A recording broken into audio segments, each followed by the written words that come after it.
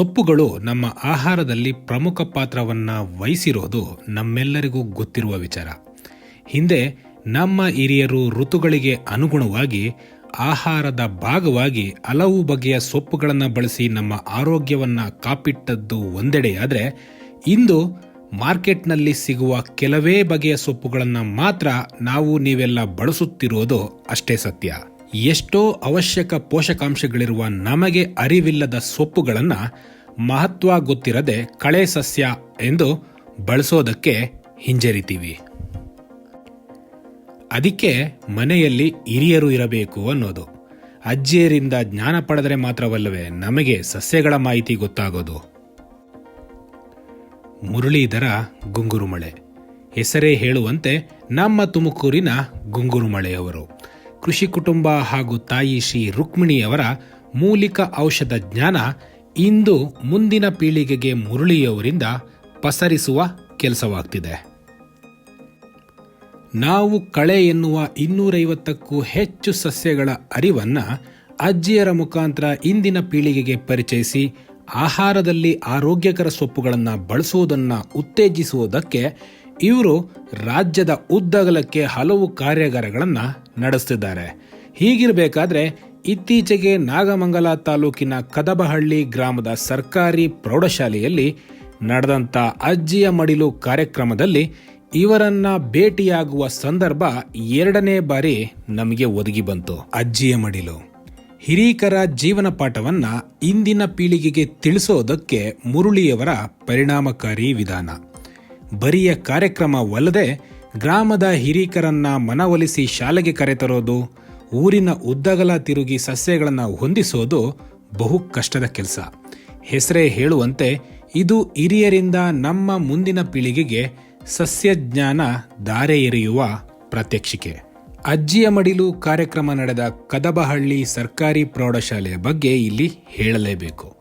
ಇಲ್ಲಿನ ಶಿಕ್ಷಕವೃಂದವನ್ನ ಶಾಲೆಯ ಪರಿಸರದಲ್ಲಿ ಮಕ್ಕಳಿಗಾಗಿ ಧನ್ವಂತರಿ ವನ ಎಂಬ ಹೆಸರಿನಲ್ಲಿ ಉಪಯುಕ್ತ ಔಷಧಿ ವನವನ್ನು ಬೆಳೆಸಿರೋದಕ್ಕೆ ಅಭಿನಂದಿಸಲೇಬೇಕು. ಕೊನೆಯದಾಗಿ ಹಲವು ನಮ್ಮ ನಡುವಿನ ಸಸ್ಯಗಳು ಹಾಗೂ ಅವುಗಳ ಮಹತ್ವ ನಮಗಷ್ಟೇ ಅಲ್ಲದೆ ನಮ್ಮ ವೀಕ್ಷಕರಿಗೆ ಕೂಡ ಸಹಾಯ ಆಗುತ್ತೆ ಅನ್ನುವ ಉದ್ದೇಶ ಈ ವಿಡಿಯೋ ಸ್ವಲ್ಪ ದೊಡ್ಡದಿದೆ, ಜೊತೆಗೆ ಸಸ್ಯಗಳ ಮಾಹಿತಿ ಕೂಡ. ಇದನ್ನ ಒಂದೆಲ್ಗ ಅಂತ ಕರೀತಾರೆ ಇಲ್ಲಿ. ಸೊ ಇದನ್ನ ಬ್ರಾಹ್ಮಿ ಅಂತ ಕೂಡ ಕರೀತಾರೆ. ಈಗ ನಾವೆಲ್ಲ ಅಡ್ವರ್ಟೈಸಲ್ಲಿ ಕೇಳಿರ್ತೀವಿ, ಬ್ರಾಹ್ಮಿ ಆಮಲಕಿ ಕೇಶತೈಲ ಕೇಳಿದೀವಲ್ವಾ? ಆ ಬ್ರಾಹ್ಮಿ ಅಂದ್ರೆ ಇದೇನೆ. ಸೊ ಇದನ್ನ ನಾವು ಪ್ರತಿದಿನ ಒಂದೊಂದು ಇದನ್ನ ತಗೋಬಹುದು. ಒಂದೊಂದು ಎಲೆನ ತಿಂತ ಬಂತು ಅಂತ ಹೇಳಿದ್ರೆ ಸಾಕಾಗತ್ತೆ. ಸೊ ಬುದ್ಧಿಶಕ್ತಿನ ಹೆಚ್ಚು ಬೆಳೆಸೋದಿಕ್ಕೆ ಇದು ಅನುಕೂಲ ಆಗ್ತದೆ ಅಂತೇಳಿ ನಮ್ಮವ್ವಂದ್ರೆಲ್ಲ ಮಕ್ಳುಗಳು ಎಲ್ಲೆಲ್ಲಿ ಇದ್ದಾರೆ ಎಲ್ಲ ಮಕ್ಳಿಗೂ ತಿನ್ನಿಸ್ಕೊಂಡ್ ಬಂದಿದ್ದಾರೆ. ಆದ್ರೆ ಇವತ್ತೇನ್ ಮಾಡ್ತಾ ಇದಾರೆ ಕೆಲವು ಕಂಪನಿಯವರು, ಸೊ ಇದು ಬ್ರೈನ್ ಬಿಸ್ಕೆಟು, ಬ್ರೈನ್ ಟಾನಿಕ್ ಅಂತೇಳಿ ಮಾಡ್ತಾ ಇದಾರಲ್ವಾ. ಸೊ ಇವು ನಮ್ಮ ಅವಧಿರೆಲ್ಲ ಏನ್ ಮಾಡ್ತಿದ್ರು, ಅಳಸಾಲಿಗೆ ಹೋದ್ರೆ ಸಾಕಷ್ಟು ಸಿಗ್ತಾ ಇತ್ತು. ಇದರಲ್ಲಿ ನೋಡಿ, ಈ ಚಿಕ್ಕದು ಇದೆ, ದಪ್ಪದಿದೆ, ಸ್ವಲ್ಪ ಇದು ದಪ್ಪ ಬರ್ತದೆ ಎಲೆ, ಇದನ್ನು ಸ್ವಲ್ಪ ದಪ್ಪ ಬರ್ತದೆ. ಅದಕ್ಕಿಂತ ಇನ್ನೊಂದು ಸಣ್ಣ ಇದೆ, ಇನ್ನೊಂದಿತ್ತು ಗದ್ದೆ ಒಳಗೆಲ್ಲ ಇರ್ತದೆ, ತುಂಬಾ ಚಿಕ್ಕದಾಗಿರ್ತದೆ ಅದು. ಸೊ ಈ ತರ ತುಂಬಾ ವೆರೈಟಿಗಳು ಜಾಸ್ತಿ ಇದೆ. ಅಂದ್ರೆ ಒಂದೆಲ್ಗ ತಕ್ಷಣನೇ ಒಂದೇ ತರ ಇರೋದಿಲ್ಲ, ಅದರಲ್ಲೂ ಕೂಡ 2-3 ಇರ್ತದೆ. ಸೊ ಇದನ್ನ ನಮ್ಮ ಆರೋಗ್ಯಕ್ಕೆ ಬಳಸ್ಕೊಳ್ತಾ ಹೋಯ್ತು ಅಂತ ಹೇಳಿದ್ರೆ ನೆನಪಿನ ಶಕ್ತಿನ ಜಾಸ್ತಿ ಮಾಡ್ತದೆ. ಸೊ ಅದ್ರ ಜೊತೆಗೆ ಇದನ್ನ ವಿಶೇಷವಾಗಿ ಹಳೆ ಜ್ವರಗಳು ಇರ್ತಿತ್ತಲ್ಲ, ಆ ಜ್ವರ ಬಂದಾಗ ಏನ್ ಮಾಡೋರು, ಸೊಪ್ಪೆಲ್ಲ ಹುರಿದ್ಬಿಟ್ಟು ಚಟ್ನಿ ಮಾಡಿಕೊಡೋರು. ಹೌದೇನವಾ? ಚಟ್ನಿ ಮಾಡಿಕೊಟ್ರು ಸಾಕು, ಎಂತ ಹಳೆ ಜ್ವರಗಳು ಇರ್ತಿತ್ತಲ್ಲ ಎಲ್ಲ ಹಳೆ ಜ್ವರಗಳನ್ನ ತೆಗೆದಾಕುವಂತ ಒಂದು ಗುಣ ಈ ಸೊಪ್ಪಲ್ಲಿ ಇರ್ತಾ ಇತ್ತು ನಮ್ಗೆ. ಸೊ ವಿಶೇಷವಾಗಿ ಇದು ಒಂದು ಕಡ್ಡಿ ತಗೊಂಡೋಗಿ ಹಾಕಿದ್ರೆ ಸಾಕು, ಮನೆ ಹತ್ರ ಇಡೀ ವರ್ಷಕ್ಕಾಗುವಷ್ಟು ಸೊಪ್ಪನ್ನ ನಾವು ಮನೇಲಿ ಬೆಳೆಸ್ಕೊಳಕ್ ಸಾಧ್ಯ ಆಗತ್ತೆ.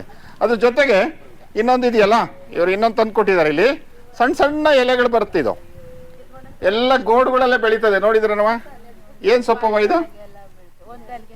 ಇದನ್ನು ಒಂದೆಲ್ಗೆ ಸೊಪ್ಪು ಅಂತಾರೆ. ಇದು ಒಂದೆಲ್ಗೆ ಸೊಪ್ಪು ತರನೇ ಇರ್ತದೆ, ಇಲಿಕಿವಿ ಸೊಪ್ಪು ಅಂತಾರೆ. ಸೊ ಇದು ವಿಶೇಷವಾಗಿ ಉಮೇಶ್ ಅಣ್ಣ ಇದಾರಲ್ಲ, ಇವ್ರ ತಂದೆ ಔಷಧಿ ಕೊಡ್ತಾ ಇದ್ರು. ಏನ್ ಔಷಧಿ ಅಂತ ಹೇಳಿದ್ರೆ, ತುಂಬಾ ಮೈಕೈ ನೋವು ಅಂತಿದ್ರಲ್ಲ, ಸೊ ಅಂಥವ್ರಿಗೆ ಏನು ಕೊಡ್ತಿರ್ಲಿಲ್ಲ. ಇದನ್ನ ತಗೊಂಡು ಬೇಯಿಸ್ಬಿಟ್ಟು ಒಂಚೂರು ಬೆಲ್ಲ ಹಾಕಿ ಕೊಡೋರು. ಈಗ ನಾವು ಮೈಕೈ ನೋವು ಅಂತಂದ್ರೆ ಏನ್ ಮಾಡ್ತೀವಿ, 2 ರೂಪಾಯಿ ಮಾತ್ರ ನುಂಗ್ತೀವಿ, ಹೌದಾ? ಸೊ ಅವರು 2 ರೂಪಾಯಿ ಮಾತ್ರ ಕೊಡ್ತಿರ್ಲಿ, ಎಷ್ಟೇ ಸುಸ್ತಾಗಿರ್ಲಿ ನಮ್ಗೆ. ಸೊ ಅದಕ್ಕೆ ಒಂದು ಅಮೂಲ್ಯವಾದ ಔಷಧಿಯಾಗಿ ಕೆಲಸ ಮಾಡ್ತಾ ಇತ್ತು. ಇಲಿ ಕಿವಿ ಸೊಪ್ಪು ಅಂತ ಕರೀತಾರೆ ಇದನ್ನ. ಸೊ ವಿಶೇಷವಾಗಿ ಕೆರೆ ಅಂಗಳಗಳಲ್ಲಿ ಜಾಸ್ತಿ ಬೆಳೀತದೆ. ಗೋಡು ಇರುತ್ತಲ್ಲ, ಗೋಡಲ್ಲಿ ಜಾಸ್ತಿ ಬೆಳೆಯುವಂಥದ್ದು. ಸೊ ಇದು ಕೂಡ ನಮಗೆ ನೀರಿನ ಪಸ ಇತ್ತು ಅಂತ ಹೇಳಿದ್ರೆ ವರ್ಷ ಪೂರ್ತಿ ಸಿಗ್ತದೆ. ಇದನ್ನು ನಾವು ಆಹಾರವಾಗಿ ಬಳಸ್ಕೊಳ್ಳಿಕ್ಕೆ ಸಾಧ್ಯ ಆಗುತ್ತೆ. ಅದ್ರ ಜೊತೆಗೆ ವಿಶೇಷವಾಗಿ ಇತ್ತೀಚೆಗೆ ಇದರಲ್ಲಿ ರೆಡ್ ವೈನ್ ಮಾಡ್ತಾ ಇದ್ದಾರೆ. ತುಂಬ ಕಾಸ್ಟ್ಲಿ ಇದೆ ಇದ್ರದ್ದು ವೈನ್. ಅದು ಅಂದರೆ ಅದು ಆರೋಗ್ಯಕ್ಕೂ ಕೂಡ ಅನುಕೂಲ ಆಗ್ತದೆ ಅಂತೇಳಿ. ಸೊ ಅದ್ರ ಜೊತೆಗೆ ಇನ್ನೊಂದು ಬಂದರೆ ಸೊ ಭೃಂಗರಾಜ ಕೇಶ ತೈಲ ತೋರಿಸಿ ಒಂದ್ಸಲಿ ಅವ್ರಿಗೆ. ಗೊತ್ತಾಗ್ಲಿಲ್ಲ ಅಂದ್ರೆ ತೋರಿಸ್ಕೊಳ್ಳೋ. ಅವ ಇದು ಗರ್ಗ ಸೊಪ್ಪ ನೋಡಿದೇನವ, ನೀರೊಳಗಿರ್ತದಲ್ವ ಗರ್ಗ ಸೊಪ್ಪು, ಯಾವ್ದಾರ ಬಳಸಿದ್ಯನವ? ಒಣಗನ ಸೊಪ್ಪು ಅಲ್ಲವಾ? ಗರ್ಗ್ಲ ಸೊಪ್ಪು. ಒಣಗನೆ ಅಲ್ಕಣವ ಗರ್ಗ್ಲ ಸೊಪ್ಪು ಅಂತೇಳಿ. ಗರ್ಗ್ಲ ಸೊಪ್ಪು ಯಾವ್ದಾರ ಬಳಸಿದಿರನವ? ಅಲ್ಲಿಗೆ ಹಾಕ್ಯಂತ ತಿಕ್ಕೊಂಡ್ರೆ ಕಪ್ಪಾಯ್ತದಂತೆ ನೋಡ್ರ ಇಲ್ಲಿ. ಸೊ ಕಾಚು ಕಾಚ್ನಂಗ ಆಯ್ತದೆ ಅಲ್ವನವ? ಕರೆಕ್ಟ್. ಆಮೇಲೆ ಇನ್ಯಾರು ಬಳಸ್ತೀರನವ?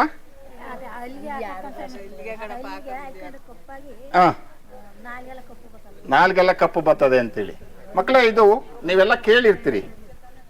ಭೃಂಗರಾಜ ಕೇಶ್ ತೈಲ ಕೇಳಿದಿರಲ್ವಾ? ಡಾಬರ್ ಕಂಪ್ನಿ ಒಂದು. ಭೃಂಗರಾಜ ಅಂದ್ರೆ ಇದೇನೆ, ಗರ್ಗ ಅಂತ ಕರೀತಾರೆ ಸ್ಥಳೀಯವಾಗಿ ಇದನ್ನ. ಸೊ ಇದು ನಮ್ಮ ತಲೆ ಕೂದಲು ಚೆನ್ನಾಗಿ ಆಗ್ಬೇಕು ಅಂತೇಳಿ ತೈಲ ತಗೊಂಬರ್ತೀವಲ್ವಾ? ಸೊ ಮನೆಯಲ್ಲಿ ಮಾಡ್ಕೋಬಹುದು ಇದನ್ನ. ಸೊ ಒಂದಿಡೀ ಸೊಪ್ಪನ್ನ ಎಣ್ಣೆ ಒಳಗಾಗಿ ಬೇಯಿಸಿ ಸೋಸಿಟ್ಕೊಂಡ್ರೆ ಭೃಂಗರಾಜ ಕೇಶ್ ತೈಲ ನಮ್ಮ ಮನೇಲಿ ರೆಡಿ ಆಗುತ್ತೆ. ಒಂದು ವಿಶೇಷವಾಗಿರೋಂಥದ್ದು. ಇದರಲ್ಲಿ ಔಷಧಿ ಗುಣಗಳಿದೆಯಲ್ಲ, ತುಂಬಾ ಔಷಧಿ ಗುಣಗಳಿದೆ. ಇದನ್ನ ಹುರಿದ್ಬಿಟ್ಟು ಚಟ್ನಿ ಮಾಡ್ಕೊಡೋರು ಜ್ವರ ಬಂತು ಅಂತಂದ್ರೆ. ಅದು ನೀವು ಯಾರಾದ್ರೂ ಜ್ವರ ಮಾಡಿದ್ರೇನವ? ಸೊ ಇಲ್ಲಿ ಯಾರು ಮಾಡಿಲ್ಲ. ಸೊ ಇದನ್ನ ಹುರಿದ್ಬಿಟ್ಟು ಚಟ್ನಿ ಮಾಡಿದ್ರೆ ಸಾಕು, ಯಾವುದೇ ತರದ ಜ್ವರಗಳನ್ನ ತೆಗೆದಾಕ್ತಾ ಇತ್ತು. ಒಂದು. ಎರಡನೇದು, ಇತ್ತೀಚೆಗೆ ಅನಿಮಿಕ್ ಅಂತ ಹೇಳ್ತಾರಲ್ವಾ, ರಕ್ತಹೀನತೆ ಅಂತೇಳಿ. ಆ ರಕ್ತಹೀನತೆಗೆ ತುಂಬಾ ಕೆಲಸ ಮಾಡ್ಕೊಡುತ್ತೆ ಇದು. ರಕ್ತನ ಹೆಚ್ಚು ಮಾಡುವಂತ ಗುಣ ಈ ಸೊಪ್ಪಿನ ರಸದಲ್ಲಿದೆ. ಸೊ ಇದನ್ನ ನಮ್ಮ ಆಹಾರದಲ್ಲಿ ಬಳಸ್ತಾ ಹೋಗ್ಬೋದು. ಇಲ್ಲಿ 1 2 3 4 5 6. ಸೊ ನಮ್ಗೆಲ್ಲ ಅನಗೊನೆ ಸೊಪ್ಪವ 8 ತರದ ಅನಗೊನೆ ಸೊಪ್ಪುಗಳಿದಾವೆ ಇದರಲ್ಲಿ. 8 ತರದ ಅನಗೊನೆ ಸೊಪ್ಪುಗಳು ಎಲ್ಲರೂ ತಿಂದಿದ್ದೀರಾ ಇದನ್ನ? ಸೊ ಏನಕ್ಕೆ ತಿನ್ಬೇಕವ ಅನಗೊನೆ ಸೊಪ್ಪನ್ನ? ಕಣ್ಣಿಗೆ ಒಳ್ಳೇದು ಅಂತ ತಿಂತಾರೆ. ಆಮೇಲೆ ಕಣ್ಣು ಮಬ್ಬರಿತದೆ ಈ ಸೊಪ್ಪನ್ನ ತಿಂದ್ರೆ. ಸೊ ಇದರಲ್ಲಿ 8 ಜಾತಿ ಇದೆ ಮಕ್ಕಳೇ. 8 ತರದ ವೈವಿಧ್ಯತೆ ಇದೆ ಇದರಲ್ಲಿ. ಕಡ್ಡಿ ಅನ್ಗೊನೆ, ಹಸಿರು ಅನ್ಗೊನೆ, ಕರಿ ಅನ್ಗೊನೆ, ಬಿಳಿ ಅನ್ಗೊನೆ, ಸೀಮೆ ಅನ್ಗೊನೆ, ಗಂಡ ಅನ್ಗೊನೆ, ಜಡೆ ಅನ್ಗೊನೆ, ನುಚ್ಚು ಅನ್ಗೊನೆ. ಎಷ್ಟು ಅನ್ಗೊನೆಗಳಾಯ್ತು ಅಂದ್ರೆ ನಾವು ಅನ್ಗೊನೆ ಅಂದ ತಕ್ಷಣ ನಮ್ಮ ತಲೆನಲ್ಲಿ ಒಂದಿರುತ್ತಲ್ವಾ, ಈ ತರದಲ್ಲಿ ಸುಮಾರು 8 ವೆರೈಟಿಗಳು ಅನಗೊನೆ ಸೊಪ್ಪುಗಳಿದೆ. ವಿಶೇಷವಾಗಿ ನನ್ನ ತಾಯಂದ್ರು ಹೇಳ್ದಂಗೆ ಕಣ್ಣಿನ ಬಗ್ಗೆ, ಹಣ್ಣನ್ನಂತೂ ತುಂಬಾ ಸೂಕ್ಷ್ಮವಾಗಿ ಇಟ್ಕೊಳ್ಳುವಂತ ಕೆಲಸ ಮಾಡ್ತದೆ. ತುಂಬಾ ವಿಟಮಿನ್ ಎ ಅನ್ನಂಗ ಜಾಸ್ತಿ ಇರ್ತದೆ ಇದರಲ್ಲಿ. ಸೊ ಇದನ್ನ ನಮ್ಮ ಪ್ರತಿನಿತ್ಯ ಆಹಾರದಲ್ಲಿ ಬಳಸ್ತಾ ಬಂತು ಅಂತ ಹೇಳಿದ್ರೆ ಸೊ ಕಣ್ಣಿನ ಆರೋಗ್ಯನ ಕಾಪಾಡ್ಕೊಳ್ಳಿಕ್ಕೆ ಆಗತ್ತೆ ಅಂತೇಳಿ. ಅದ್ರ ಜೊತೆಗೆ ಕಣ್ಣು ಕಪ್ಪೆಲ್ಲ ಇಕ್ತಾ ಇದ್ರು ಅಲ್ವ ನಾವ? ಹೆಂಗ್ ಮಾಡ್ತಿದ್ರವ? ಹೆಂಗ್ ಮಾಡ್ತಿದ್ರವ? ಅದು ಹುರಿದ್ಬಿಟ್ಟು ಕಣ್ಕಪ್ ಮಾಡ್ತಿದ್ರಿ. ಸೊ ಇನ್ಯಾರು? ಅದು ರಾಗಿ ಇದು ಎಲ್ಲ ಹುರಿದ್ಬಿಟ್ಟು ಮಕ್ಕಳಿಗೆ ನಮ್ಗೆ ಎಲ್ಲ ಕಣ್ಣಿಗೆ ಗದ್ದಕ್ಕೆಲ್ಲ ಇಕ್ಕಿರಿ. ರಾಗಿನೂ ಇದು ಹುರಿದ್ಬಿಟ್ಟು ಕಲ್ ಮೇಲೆ ಹಚ್ಚೋದು ಮಕ್ಕಳಿಗೆ, ನಮ್ ಕಣ್ಣಿಗೆಲ್ಲ ಹಚ್ಕೊಳ್ಳಿ. ಯಾಕೆ ಹಚ್ಚತಿದ್ರವ?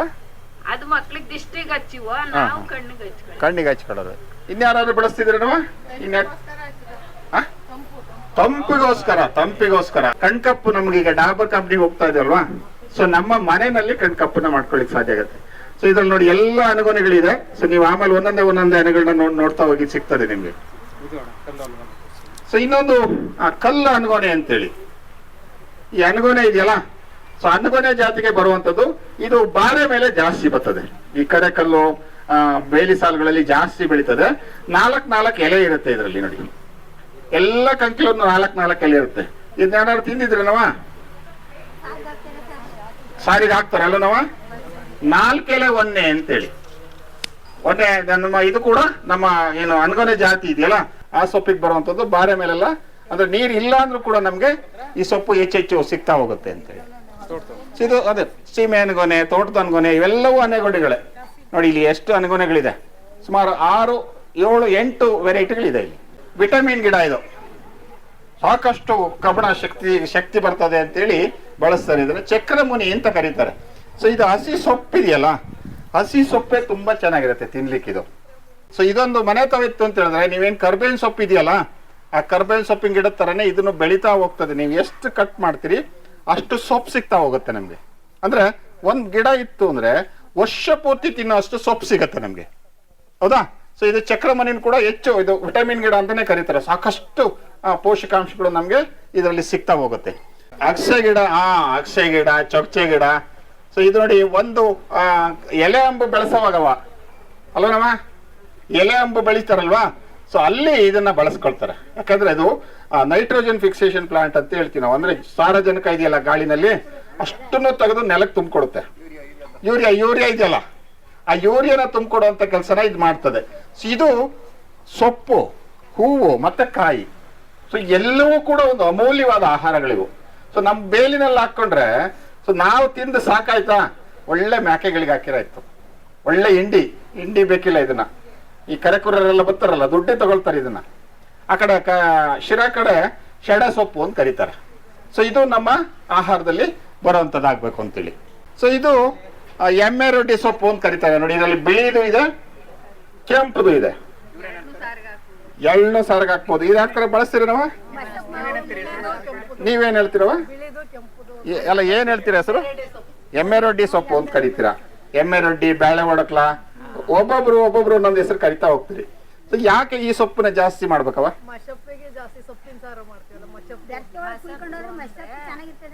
ಹೊಟ್ಟೆಗಿಟ್ಟು ಏನ ಕಟ್ಕೊಂಡಿದ್ರೆ ಬೇದಿಗೆ ಆಯ್ತದೆ ಅಂತ ಬೇರೆನೆ ಗೊತ್ತಾಯ್ತಾ? ಈ ಸೊಪ್ಪುಗಳನ್ನ ಯಾಕೆ ತಿಂತಾ ಇದೀವಿ ಗೊತ್ತಾ ನಾವು? ಯಾಕೆ ತಿನ್ನಿ ಅಂತ ಹೇಳ್ತಾ ಇದಾರೆ. ಮತ್ತೆ ಇವರೆಲ್ಲರೂ ಯಾಕೆ ಆರೋಗ್ಯವಾಗಿದ್ದಾರೆ ಗೊತ್ತಾ? ಅವರು ನೀವೆಲ್ಲ ಪಾತ್ರೆಗಳೆಲ್ಲ, ಈಗಿನವರೆಲ್ಲರೂ ಪಾತ್ರೆಗಳ ರಾತ್ರಿ ನೆನ್ನೆ ಅಡಿಗೆ ಮಾಡಿದ್ದ ಹಂಗೆ ಬಿಟ್ಕೊಂಡು ನಾಳೆ ತೊಳಿತೀರ ನೀವು. ನಮ್ಮ ಅವಧಿರೆಲ್ಲ ಏನ್ ಮಾಡ್ತಿದ್ರು, ಸಾಯಂಕಾಲದಲ್ಲೇ ತೊಳೆದಿಟ್ಬಿಡೋರು. ನಾರ್ ತಗೊಂಡು, ಮಟನ್ ನಾರ್ ತಗೊಂಡು ಉಜ್ಜಿ ಬಿಡೋರು. ಸೊ ಹಂಗಾಗಿ ಅವ್ರ ಆರೋಗ್ಯ ಚೆನ್ನಾಗಿತ್ತು. ಸೊ ಇದು ನಮ್ದು ಅಷ್ಟೇನೆ, ನಮ್ಮ ಹೊಟ್ಟೆ ಒಳಗಡೆ ತೊಳಿಬೇಕಲ್ವಾ, ಇದರಲ್ಲಿ ತುಂಬಾ ನಾರಿನ ಅಂಶ ಇರ್ತದೆ. ಸೊ ಹೊಟ್ಟೆ ತೊಳಿಯುವಂತ ಕೆಲಸ ಮಾಡ್ಬೇಕೀಗ. ಯಾಕಂದ್ರೆ ಈಗ ತಿನ್ನಬಾರದ್ನೆಲ್ಲ ತಿಂತಾ ಇದೀವಿ. ಹಂಗಾಗಿ ಹೋಗಿ ಕೂತ್ಕೊಂಡು ನಮ್ಗೆ ಏನ್ ಮಾಡ್ತಾ ಇದೆ, ಹೊಟ್ಟೆ ಕೆಡಿಸ್ಕೊಂಡು ಕೂತ್ಕೊಳ್ತಾ ಇದೆ. ಸೊ ಈ ಸೊಪ್ಪುಗಳನ್ನ ನಾವು ಆಹಾರದಲ್ಲಿ ಹೆಚ್ಚೆಚ್ಚು ಬಳಸ್ತಾ ಹೋಯ್ತು ಅಂತ ಹೇಳಿದ್ರೆ, ಸೊ ಜಠರನ್ನ ಕ್ಲೀನ್ ಮಾಡ್ತಾರೆ. ಜಠರ ಕ್ಲೀನ್ ಆಯ್ತು ಅಂತ ಹೇಳಿದ್ರೆ ಮೋಷನ್ ಕ್ಲಿಯರ್ ಆಗ್ತದೆ. ಮೋಷನ್ ಕ್ಲಿಯರ್ ಆದ್ರೆ ನಮ್ಮ ಆರೋಗ್ಯ ತುಂಬಾ ಚೆನ್ನಾಗಿರ್ತದೆ ಅಂತೇಳಿ. ಈಗ ಬೆಳಗ್ಗೆ ಎದ್ದು ಟಾಯ್ಲೆಟ್ಗೆ ಹೋಗ್ತಿರಲ್ವಾ, ಸೊ ಯಾರು 2 ರಿಂದ 3 ನಿಮಿಷ ಹೋಗಿ ಆಚೆ ಬರ್ತಾರೆ, ಅವರು ಆರೋಗ್ಯವಾಗಿದ್ದಾರೆ ಅಂತೇಳಿ. ಸೊ ಇಲ್ಲ ಅಂತ ಹೇಳಿದ್ರೆ 5 ನಿಮಿಷ 10 ನಿಮಿಷ ಅಲ್ಲೇ ಕೂತ್ಕೊಂಡ್ರು ಅಂದ್ರೆ ಕೊನೆಯಾಗಿ ಒಂದು ಪಿಸ್ಕೆ ಹಾಕಿ ಬರ್ತಾರಲ್ವಾ, ಸೊ ಅವ್ರಿಗೇನಾಯ್ತು, ಶುರು ಆಯ್ತು ಕಾಯಿಲೆ ಅಂತ, ಮಲಬದ್ಧತೆ ಅಂತ ಹೇಳ್ತೀವಿ ನಾವು, ಹೌದಾ? ಆ ಮಲಬದ್ಧತೆಗೆ ಇವೆಲ್ಲವೂ ರಾಮಬಾಣಗಳಿವೆಲ್ಲ. ಸೊ ನಮ್ಗೆ ಮಳೆಗಾಲದಲ್ಲಂತೂ ದಂಡಿಯಾಗಿ ಸಿಗ್ತಾವಲ್ವಾ. ಸೊ ಇದು ನಮ್ಮ ಆಹಾರದ ತಟ್ಟೆ ಒಳಗಡೆ ಬರ್ಬೇಕಾಗಿರುವಂಥದ್ದು. ಸೊ ಇದಕ್ಕೆ ಬಟ್ಟಿ ಬಳ್ಳಿ ಅಂತ ಕರಿತೀವಿ ನಾವು. ಏನವ, ಈಗ ಬಟ್ಟಿ ಬೀಳ್ತದಲ್ವಾ, ಒಂದೊಂದ್ಸಲಿ ಎದೆ ಸೇರಿ ಬಿಡುತ್ತೆ, ನೋಡಿದಿರಲ್ವಾ? ಸೊ ಯಾವ್ದಾದ್ರು ಪಾರ್ಟ್ಸ್ ಇಲ್ಲಿಂದ ಇಲ್ಲಿ ಬಂದ್ಬಿಡುತ್ತಾ ಮಕ್ಕಳೇ? ಎದೆ ಸೇರಿಬಿಟ್ಟಿದೆ ಅಂತ ಹೇಳ್ತಾರೆ. ಇಲ್ಲೊಂದು ಸಣ್ಣ ನರ ಹೆಚ್ಚು ಕಮ್ಮಿ ಆದ್ರೆ ನಮಗೆ ಬದುಕೋದು ಕಷ್ಟ, ಅಷ್ಟು ನೋವು ಕೊಡುತ್ತೆ. ಅಂತದ್ದು ಇಲ್ಲಿಂದ ಇಲ್ಲಿಗೆ ಯಾವ್ದಾದ್ರು ಪಾರ್ಟ್ಸ್ ಬಂದಿರುತ್ತಾ? ಯಾರಾದ್ರೂ ಕೇಳಿದೀವ ಡಾಕ್ಟರ್ಗಳನ್ನ? ಹೋಗೋದು 2 ರೂಪಾಯಿ ಮಾತ್ರ ನಿಮ್ಗೆ ಬರೋದು ಅಲ್ಲನವ, ಇಂಜೆಕ್ಷನ್ ಮಾತ್ರ ತಗೊಳ್ಳೋದು, ಬಟ್ಟಿ ಮಾತ್ರೆ. ಸೊ ಬಟ್ಟಿ ಅಂತಂದ್ರೆ ಬೇರೆ ಏನಿಲ್ಲ, ಹೊಟ್ಟೆ ಖಾಲಿ ಇರ್ತದಲ್ವಾ, ಜಠರದೊಳಗಡೆ ಗ್ಯಾಸ್ ಇರ್ತದೆ. ಅಂದ್ರೆ ಬೆಳಗ್ಗೆ ಟೈಮಲ್ಲಿ 9 ಗಂಟೆ ಮೇಲೆ ಗ್ಯಾಸ್ ಪ್ರೊಡ್ಯೂಸ್ ಆಗ್ತಾ ಇರುತ್ತೆ ಇಲ್ಲಿ.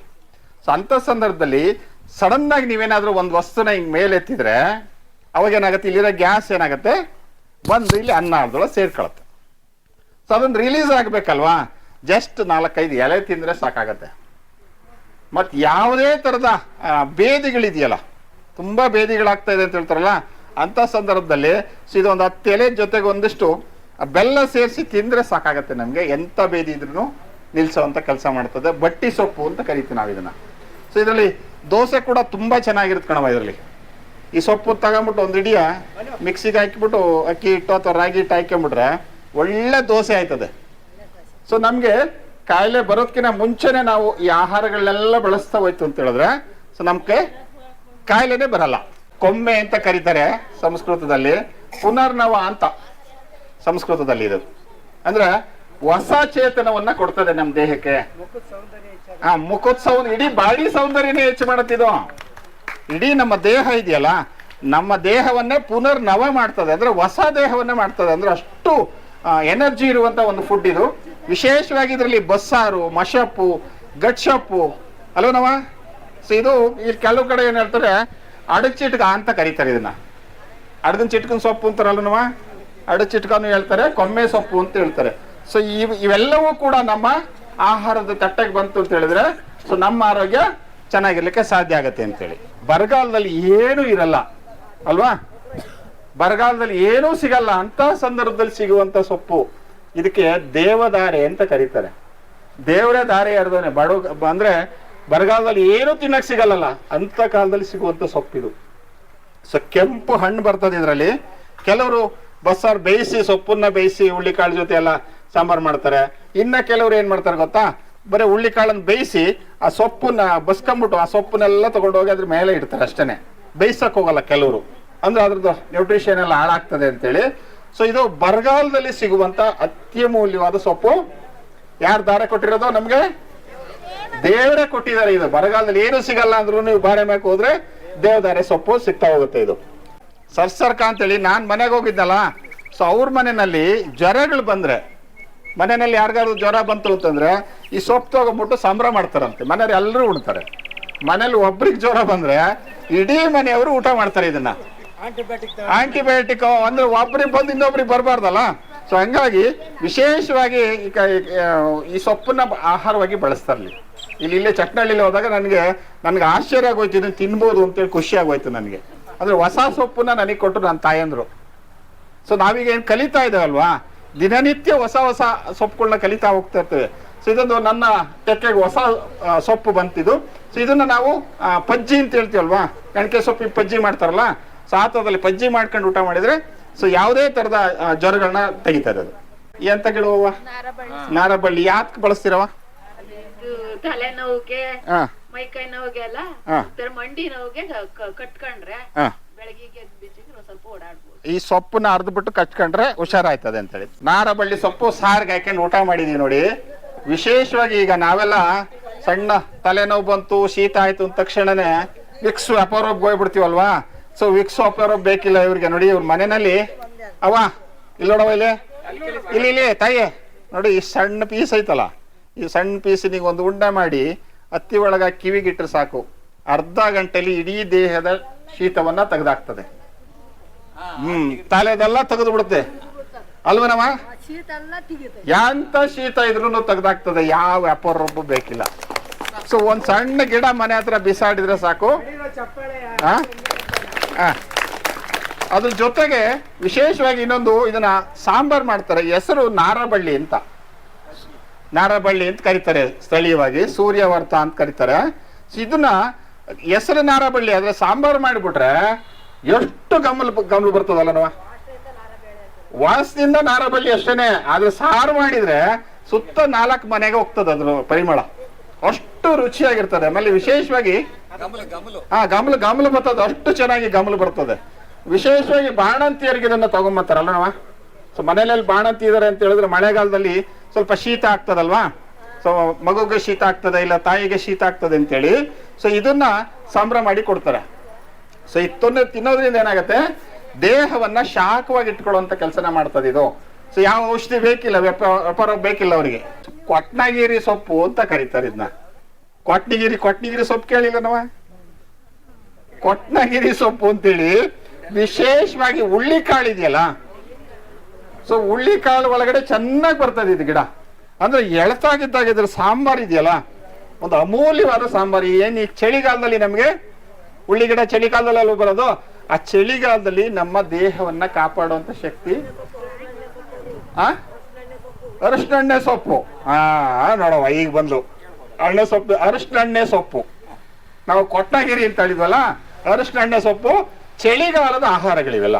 ಇಷ್ಟು ವಿಶೇಷವಾಗಿ ನೀವು ಉತ್ತರ ಕರ್ನಾಟಕ ಹೋಯ್ತು ಅಂತ ಹೇಳಿದ್ರೆ ಪುಂಡೆ ಪಲ್ಯ ಅಥವಾ ಮೆಂತೆ ಪಲ್ಯ, ಮೂಲಂಗಿ ಪಲ್ಯ ಇಲ್ಲ ಅಂತ ಹೇಳಿದ್ರೆ ಅವ್ರು ಊಟನೇ ಮಾಡಲ್ಲ. ಹಸಿದು ಅವ್ರು ನಾವು ಬೇಯಿಸ್ಕೊಂಡ್ ತಿಂತೀವಲ್ವಾ, ಸೊ ಇದು ಹಸಿದನ್ನೇ ಅವ್ರು ತಿಂತಾರೆ. ಯಾಕಂತ ಹೇಳಿದ್ರೆ ಜೋಳ ಇದೆಯಲ್ಲ ಸ್ವಲ್ಪ ಗಟ್ಟಿ ಆಹಾರ ಅದು.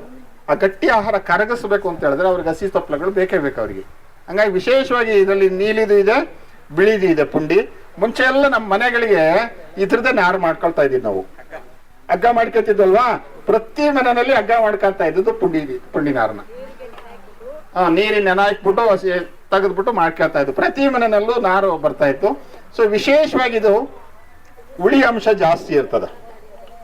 ಸೊ ಇದಕ್ಕೆ ಒಂದ್ ಸ್ವಲ್ಪ ಉಪ್ಪು ಹೇಳ್ದಂಗೆ ಉಪ್ಪು ಖಾರ ಹಾಕೊಂಡ್ಬಿಟ್ಟು ಹಸೆದನ್ನ ತಿನ್ನಕ್ಕಂತೂ ತುಂಬಾ ಚೆನ್ನಾಗಿರ್ತದೆ. ಸೊ ಇದು ನಮ್ಮ ಆಕಳಿ ಸಾಲಲ್ಲಿ ಅಲ್ಲೇ ಹೋಗ್ತಾ ಇದೆ. ಮುದೆತ್ತಿ ಗಿಡ, ಕಮ್ಗಡ್ಲೆ ಗಿಡ, ಸಂಸ್ಕೃತದಲ್ಲಿ ನಾವು ಬಲ ಅಂತ ಕರಿತೀವಿ ಇದನ್ನ ಅಲ್ವಾ. ಬಹಳ ಗಟ್ಟಿ, ಕಿತ್ಕೊಳಕ್ ಬರಕಲ್ಲ ಇದು. ಸೊ ಅದಕ್ಕೆ ಭೀಮನ್ ಕಡ್ಡಿ ಅಂತ ಕರೀತಾರೆ. ಸೊ ಕೀಳಕ್ಕೂ ಬರಕಲ್ಲ ಅಲ್ವ. ಸೊ ವಿಶೇಷವಾಗಿ ಇದು ಬಲ ಅಂತ ನಾನು ಹೇಳಿದ್ದಲ್ಲ. ಸೊ ನೀವೇನಾದ್ರೂ ಸ್ವಲ್ಪ ಮೈಕೈ ನೋವು ಸುಸ್ತಾಗ್ತದೆ ಅಂತೇಳಿ ಯಾವಾಗ್ಲೂ ಸುಸ್ತು ಅನ್ನೋಂಥವ್ರು ಆಸ್ಪತ್ರೆಗೆ ಹೋದ್ರೆ, ಆಯುರ್ವೇದ ಆಸ್ಪತ್ರೆಗೆ ಬಲಾಹರಿಷ್ಟ ಚೂರ್ಣ ಅಂತ ಕೊಡ್ತಾನೆ. ಆ ಬಲಾಹರಿಷ್ಟ ಚೂರ್ಣ ಅಂದ್ರೆ ನಿಮ್ ಮನೆ ಮುಂದಿರೋ ಕಸ ಅವ್ರು ಡಬ್ಗಳಿಗೆ ಹಾಕಿ ಕೊಡ್ತಾರೆ. ಸೊ ಇದು ಬೇರು ಕಾಂಡ ಎಲ್ಲ ಸೇರಿಸಿ 2 ದಿನ ಒಳಗಡೆ ಒಣಗಿಸ್ತಾರೆ. ಸೊ 3ನೇ ದಿನ ಬಿಸಿಲಲ್ಲಿ ಹಾಕಿ ಒಣಗಿಸ್ಬಿಟ್ಟು ಪುಡಿ ಮಾಡಿ ನಿಮಗೆ ಬಾಟ್ಲಿಗೆ ಹಾಕಿ ಕೊಡ್ತಾರೆ. ಬಲಾಹರಿಷ್ಟ ಚೂರ್ಣ ಅಂತ ಕೊಡ್ತಾರೆ. ಸೊ ನಮ್ಮ ಮನೆ ಮುಂದೆ ಕಸ ಆಗಿದೆ, ಹೌದನವ. ಆಮೇಲೆ ಇದು ಪರಕೆ ಮಾಡ್ಕೊತೀವಲ್ವನವ, ಯಾಕವ ಕಸ ಗುಡ್ಸೋದ್ ನಾವು? ಅಲ್ಲ, ಕಸ ಯಾಕೆ ಗುಡಿಸ್ತೀವಿ? ಶುದ್ಧಿ ಆಗ್ಲಿ, ಮನೆ ಕ್ಲೀನ್ ಆಗ್ಲಿ ಅಂತೇಳಿ ಅಲ್ವಾ. ಅದೇ ತರದಲ್ಲಿ ಇದು ನಾವು ಆಹಾರದಲ್ಲಿ ಬಳಸಿದ್ರೆ ನಮ್ಮ ದೇಹವನ್ನು ಶುದ್ಧಿ ಮಾಡ್ತದೆ. ಸೊ ಅದಕ್ಕೆ ಇದನ್ನ ನಾವು ಆಹಾರದಲ್ಲಿ ಈಗೆಲ್ಲ ನಾವೆಲ್ಲ ಹಾರ್ಲಿಕ್ಸು, ಕಾಂಪ್ಲಾನು, ಬೂಸ್ಟು ಅಲ್ವಾ, ಬೋರಮ್ಮನ್ ಇಟ ಎಲ್ಲ ಕುಡಿತಾವ್ರಲ್ವಾ. ಆ ಎಲ್ಲ ಇಟಗಳಿಗಿನ್ನ ನಮ್ಮ ಮನೆ ಮುಂದಿರೋ ಗಿಡ ಇದೆಯಲ್ಲ, ಅಷ್ಟು ಅಮೂಲ್ಯವಾದ ಗಿಡ ಇದು.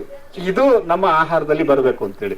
ಜೊತೆಗೆ ಇದರಲ್ಲಿ ಒಂದು ವಾರದಲ್ಲಿ ಅಥವಾ 15 ದಿವಸಕ್ಕೆ ಒಂದ್ಸಲಿ ನಮ್ಮ ಮನೇಲಿ ದೋಸೆ ಮಾಡ್ತೀವಿ ಕಣ. ಇದರಲ್ಲಿ ಒಂದ್ ಇಡೀ ಸೊಪ್ಪು ತಗೊಂಡ್ಬಿಟ್ಟು ಮಿಕ್ಸಿಗೆ ಹಾಕಿಕೊಳ್ಳೋದು. ಸೊ ರಾಗಿ ಹಿಟ್ಟು ಅಥವಾ ಅಕ್ಕಿ ಹಿಟ್ಟು ಹಾಕ್ಬಿಟ್ರೆ 5 ನಿಮಿಷದಲ್ಲಿ 5 ರಿಂದ 10 ನಿಮಿಷದಲ್ಲಿ ದೋಸೆ ರೆಡಿ ಆಗುತ್ತೆ. ಈ ದೋಸೆಗೆ ಉದ್ದು ಬೇಕಿಲ್ಲ. ಇಲ್ಲಿ ನಾವು ಉದ್ದಿನ ಬೇಳೆ ಹಾಕ್ಬೇಕಲ್ವಾ, ಇದು ಹಾಕ್ಬಿಟ್ರೆ ಉದ್ದಿನ ಬೇಳೆ ಬೇಕಿಲ್ಲ. ಅದಕ್ಕೆ ಉದ್ದು ರಹಿತ ಆರೋಗ್ಯಕರ ಹಸಿರು ದೋಸೆ ಅಂತ ಹೇಳ್ತೀವಿ ನಾವು. ಸೊ ಉದ್ದಿಲ್ದಂಗೆ 10 ನಿಮಿಷದಲ್ಲಿ ದೋಸೆ ಆಯ್ತದೆ. ಹಿಂದಿನ ದಿನ ನೆನ ಹಾಕಿ ಉದ್ದಿನ ಬೇಳೆ ಅದೆಲ್ಲ ಮಾಡ್ತೀವಲ್ವ, ಅದೇನು ಬೇಕಿಲ್ಲ, 10 ನಿಮಿಷದಲ್ಲಿ ದೋಸೆ ರೆಡಿ ಆಗುತ್ತೆ. ಈ ದೋಸೆಗೆ ಬಲವಾನ್ ದೋಸೆ ಅಂತ ಹೆಸರಿಟ್ಟಿದ್ದೀನಿ ನಾನು. ಅಷ್ಟು ಶಕ್ತಿ ಕೊಡುವಂಥದ್ದು. ಅಂದ್ರೆ ವಾರದಲ್ಲಿ 15 ದಿವಸದಲ್ಲಿ ಸೊ ನಮ್ಮ ಮನೆಗಳಲ್ಲಿ ಮಾಡ್ಕೊಂಡು ತಿನ್ಬೋದಲ್ವಾ. ಇದು ನಮ್ಮ ಒಂದು ಆಹಾರದ ತಟ್ಟೆಗೆ ಬರುವಂತದ್ದಾಗ್ಬೇಕು ಅಂತೇಳಿ. ಮಕ್ಕಳ ಕರಿಬಿಳಿ ಕೇಳಿದಿರಾ? ಕರಿಬಿಳಿ ಅಂತ ಹೇಳಿದ್ರೆ ಕಾಳು ಮೆಣಸು ಮತ್ತೆ ಬೆಳ್ಳುಳ್ಳಿ. ಕಾಳುಮೆಣಸು ಗೊತ್ತಿಲ್ವಾ? ಆ ಮೆಣಸು ಬೆಳ್ಳುಳ್ಳಿನ ಹಾಕಿ ಕರಿಬಿಳಿ ಅಂತಾರ ಅವರು, ಮೆಣಸು ಬೆಳ್ಳುಳ್ಳಿನಲ್ಲ. ಸೊ ಈ ಸೊಪ್ಪನ್ನ ಹಾಕಿ ಅರ್ದ್ಬಿಟ್ಟು ಕುರಗಳೆಲ್ಲ ಆದಾಗ ಹಚ್ತಾ ಇದ್ರಂತೆ. ಸೊ ಇದು ನಮ್ಮನೆಯಲ್ಲಿ ಒಂದು 15 ದಿವಸಕ್ಕೊಂದ್ಸಲಿ ದೋಸೆ ಇರುತ್ತೆ. ತುಂಬಾ ಚೆನ್ನಾಗಿರುತ್ತೆ ದೋಸೆ. ಏನಾಗಿದೆ ಅಂತ ಹೇಳಿದ್ರೆ ನಾವೆಲ್ಲ ಬೇರೆಯವರಿಗೆ ತೀಟೆ ಮಾಡಿ ಮಾಡಿ ಮಾಡಿ ಮಾಡಿ ಮಾಡಿ ಮಾಡಿ ಅದೇ ಅಭ್ಯಾಸ ಆಗ್ಬಿಟ್ಟಿದೆ.